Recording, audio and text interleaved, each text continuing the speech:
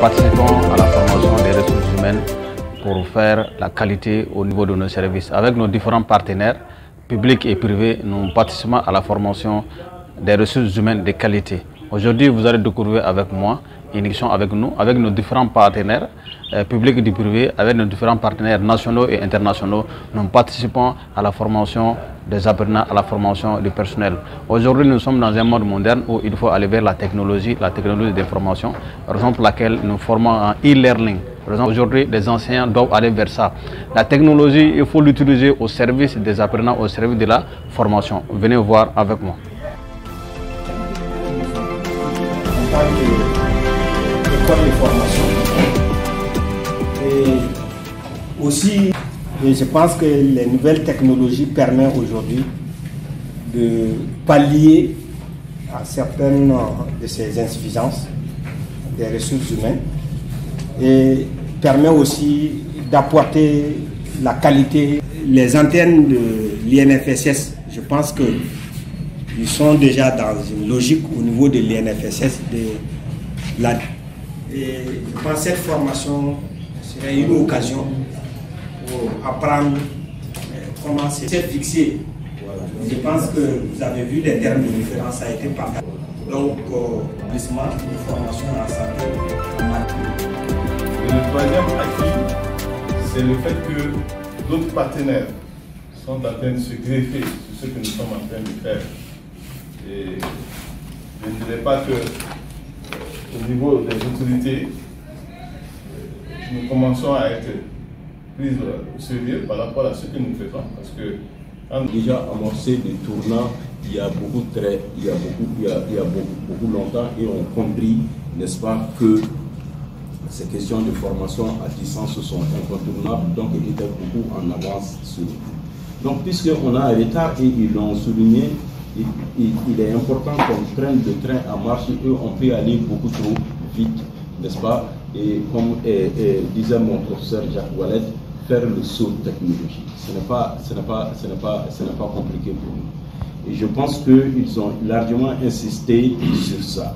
Donc si on se rend compte qu'on est en retard, on peut donc essayer d'aller beaucoup vite parce qu'on connaît déjà le domaine. Et nous sommes des pionniers dans ce domaine-là. Moi, je travaille avec lui, c'est mon bras technique. Je travaille avec lui depuis une dizaine d'années sur ces questions-là. Et on forme ici, à l'intérieur comme à l'extérieur de notre pays. Et il n'y a pas de raison, n'est-ce pas, que ce qui marche ailleurs ne marche pas ici. Moi, je l'ai dit à qui veut l'entendre. Le Sénégal a implanté une université virtuelle et il a lancé le projet en même temps que le Mali en 2013. Mais aujourd'hui, jusqu'à présent, l'université virtuelle du Mali n'a pas vu le jour. Pour autant, l'université virtuelle du Sénégal de 2013 à aujourd'hui se positionne comme la deuxième plus grande université du Sénégal après Cheikh Anta Diop. En termes d'effectifs. Et ils sont en train de concurrencer très sérieusement Cheikh Anta Diop en termes d'effectifs. Parce qu'au départ, il y avait une volonté. Et s'il y a des responsables d'institutions comme vous qui prennent conscience qu'il faut changer pour la pour la petite histoire, je vais vous dire que l'origine même de l'enseignement à distance, c'est le privé. C'est le privé. L'enseignement à distance vient du secteur. Les individus qui sont en dehors du système éducatif institutionnalisé. Et depuis le 19e siècle, ça s'est implanté comme université. Et c'est avec l'apparition du timbre poste, quand vous allez à la poste, là, vous amenez votre lettre, vous payez un timbre, vous collez et vous envoyez. Depuis l'apparition du timbre poste, au XVIIIe siècle, que quelqu'un a eu l'idée de mettre un dispositif de cours par correspondance en place parce qu'il s'est rendu compte que l'école, en tant qu'institution, n'arrivait pas à satisfaire toutes les demandes de formation. Et ça fait un boom. Et c'est depuis que chaque fois qu'une nouvelle technologie a été inventée, Donc les timbres postes, les téléphones, etc., jusqu'aux technologies que nous connaissons aujourd'hui. Alors, depuis que les gens ont essayé, n'est-ce pas, de perfectionner, de perfectionner l'enseignement à distance jusqu'au e-learning aujourd'hui dont on va parler, jusqu'à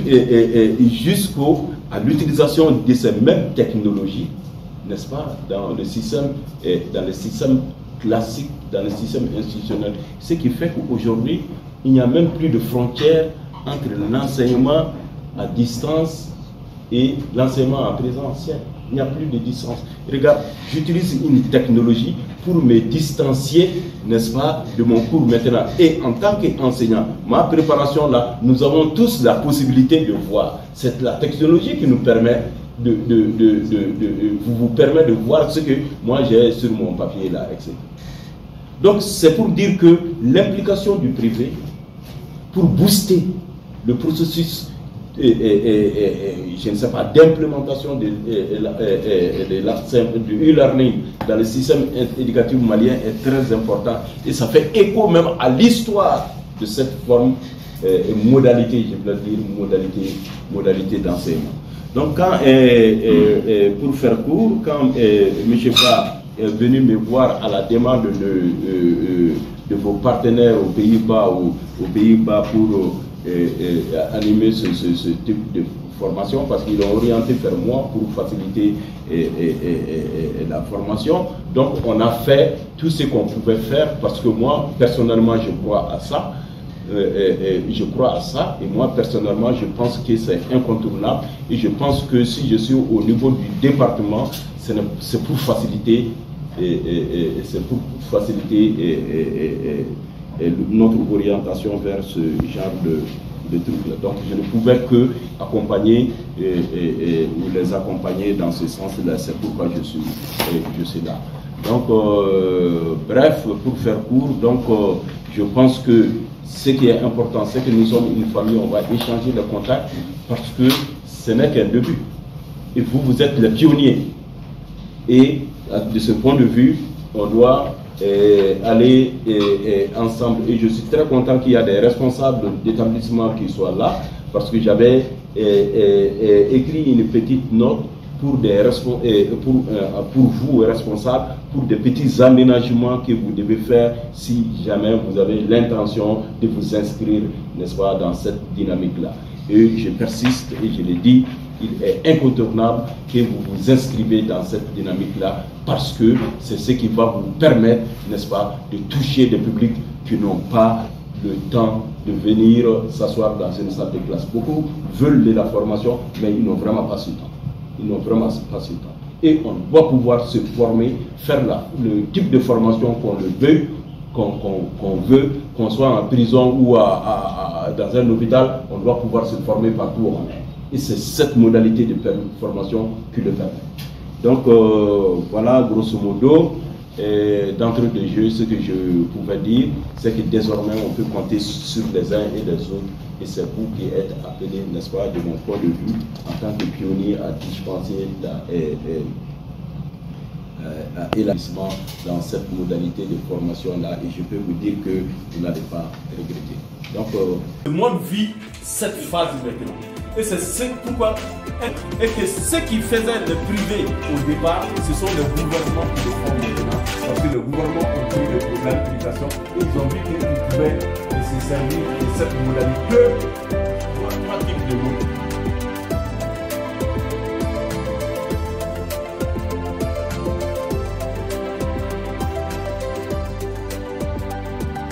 Pour faire réussir, pour faire apprendre, et non pour faire effet. Et l'heure est un outil, n'est-ce pas, de didactique. Hein? Non, mais franchement, moi, ça dit que quand on va chercher, que j'ai cherché sur Internet ou sur la ligne, quel est son problème? Hein? Ça, c'est représente purement un risque.